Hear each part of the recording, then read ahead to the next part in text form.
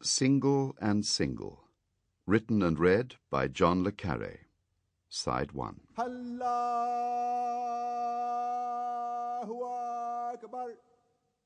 This gun is not a gun.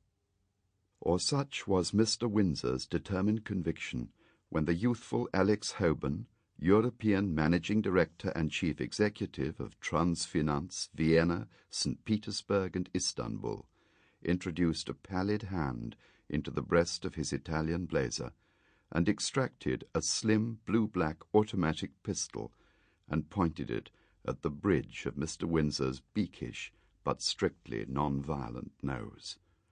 This gun does not exist. Mr. Alfred Windsor was a lawyer, and to a lawyer facts were there to be challenged. This gun is not a gun, this apple is not an apple. Mr. Windsor was recalling the wise words of his law tutor of 40 years ago, as the great man spirited a green apple from the depths of his frayed sports coat. "It may look like an apple, but does it rattle like an apple?" shakes it.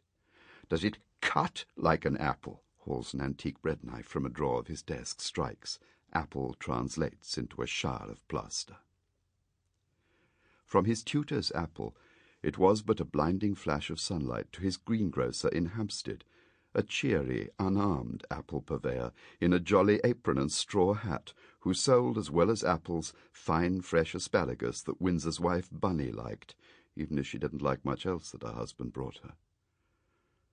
This gun still does not exist. But Windsor couldn't take his eyes off it.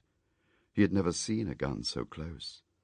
Does it fire like a gun? Does it kill like a gun, extinguish like a gun? This gun does not, absolutely does not exist. It is a fever gun brought on by bad food, bad marriages, and 2 exhausting days of smoky consultations, by unsettling limousine rides through sweltering, dusty, traffic-choked Istanbul, by a giddying early-morning dash in the Transfinance private jet above the brown massifs of central Turkey. He closed his eyes. "See," he told Bunny, "no gun." But Bunny was bored as usual, urging him to have his pleasure and leave her in peace.